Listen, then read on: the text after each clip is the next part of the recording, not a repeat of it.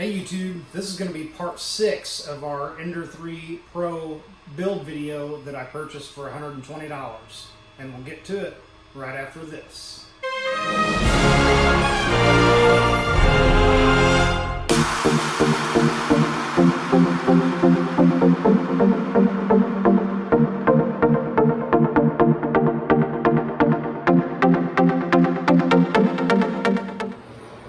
Okay guys, and we're back. We're going to go ahead and continue assembly on our Ender 3 Pro here that I bought at a budget price. We'll see after we're done if it's going to print okay.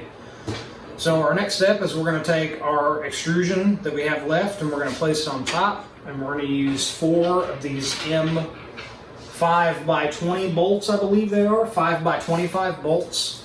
So we're going to go ahead and put these in here. We're going to start on the outside.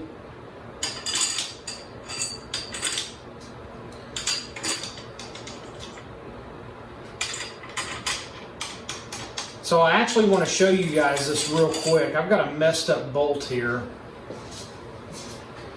So if you look at this bolt, this is a normal bolt. You see the head looks normal, threads look normal and everything. And then you look at this bolt. You can see that the head on that is definitely messed up. So there's the messed up one, and here's the correct one. I'll try and hold them side by side so that you guys can see them. So there is definitely a messed up bolt. So I don't want to put that bolt, I'm going to focus my camera back on me now. I don't want to put that bolt on the outside because I want my outside to stay true. So I'm going to put a good bolt on the outside and put the shitty one on the inside just for now. So I will go to my local hardware store and buy a new bolt, source a new one. Which you guys can do. I mean, you've got the measurements in your instructions for what size bolts you need. So I'm going to go ahead and tighten these down, make sure I'm still in focus. So you can see how my Allen wrench moves if I put it in a normal bolt. You see it just, you know, spins like normal.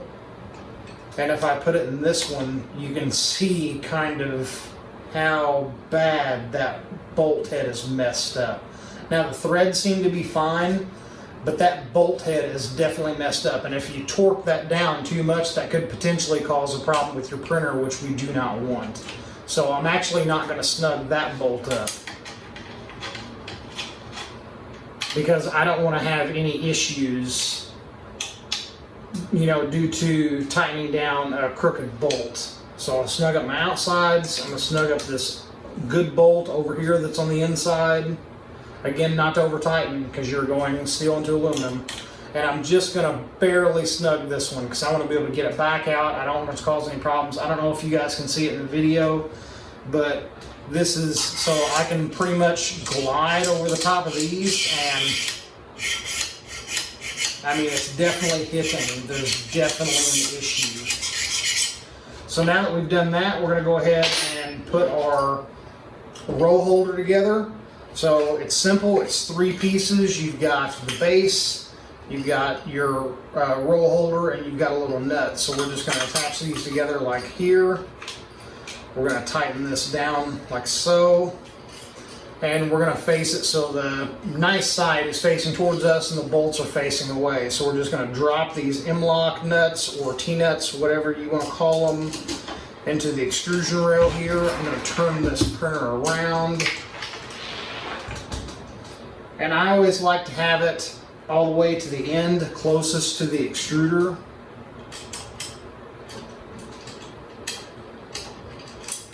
So we're going to make sure those are caught in there real well. Snug them down. And you don't need to go super tight on these guys. Again, even though this is metal into metal, you know, this is just holding up your roll. So no need to go crazy. You know, this, I mean, it's just holding, you know, a kilo of weight. Or if you're, you know, if you print enough, 5 kilos of weight, if you know, you can fit on this spool holder, which I very seriously doubt. So, and now we're pretty much done with the assembly. The last couple things we're going to do is I am going to go ahead and change out this PFTE tube, and I'm going to change out my connectors, which I haven't installed this one yet. So you get a bag of connectors. These are bad. These have plastic teeth. They don't hold at all. But I have some aftermarket upgraded ones here that have metal teeth. So that's what I'm going to go ahead and install. One in my extruder.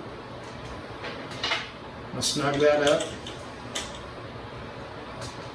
And I'm going to go ahead and take the one out of my hot end so that I can put in a new one. And actually, for the sake of this video, I'm actually not going to change to Capricorn tubing yet.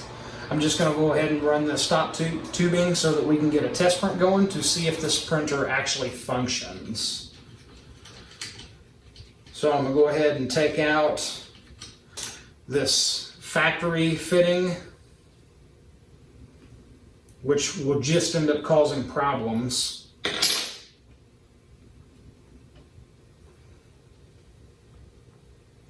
I say that, and this thing is grabbing so hard. I've actually never seen one of these fittings grab so much before and hold on tubing so tight for one of these stock assemblies.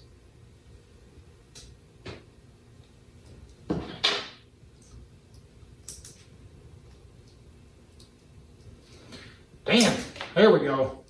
That sumbitch was in there.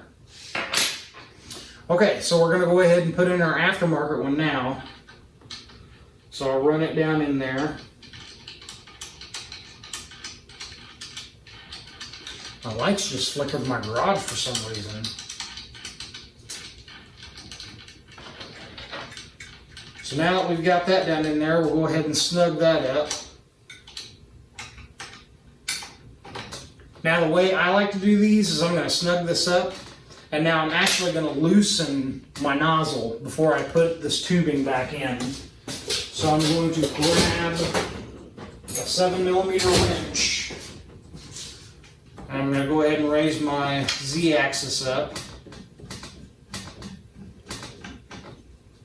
Guys, I might need to take a drink after this, some adult beverage. I'm pretty parched. Oh, much better. Okay, so we're going to, actually that's not a 7, that's a 6.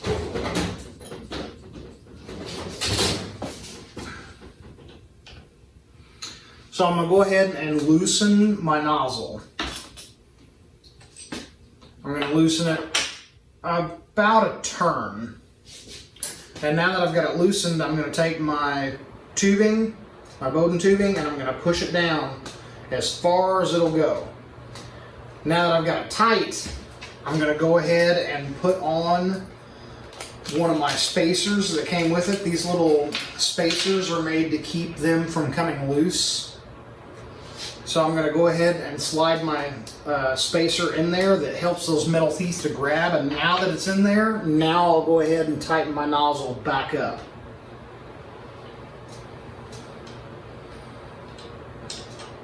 And this doesn't need to be super tight, guys. It was way too tight from factory.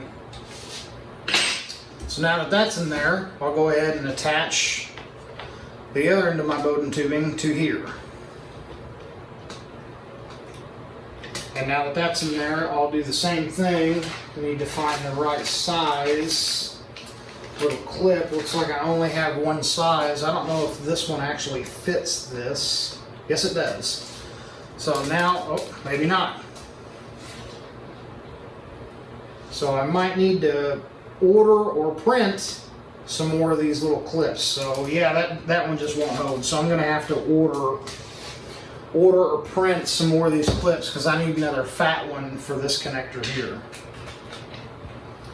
So now that we've done that, there's not much more we can do aside from test this thing out and try and flatten out some of this bed. So until next time, you guys take it easy and keep on printing.